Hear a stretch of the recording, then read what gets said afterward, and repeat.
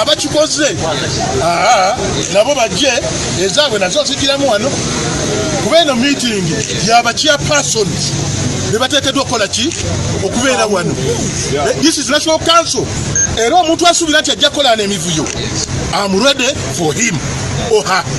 Kati omuntu yenna, good enough, I come from West Nile. Good enough, I come from West Nile. Kati essaawa zino katandika buki abaagala okwonoona ekibiina nga bali mu kutuma abantu okujja okutulekamu ebyekisibu. Kuba eno bwebanga miti kanso yaba chairperson, bw'atali chairperson ojja kukola n'eki. Nkubiriza abo bonna be baakunga okujja bakomeyo gye bali, era abasuubira nti olukiiko terugenda mu maaso nga nkyali wa security, olukiiko lugenda muki.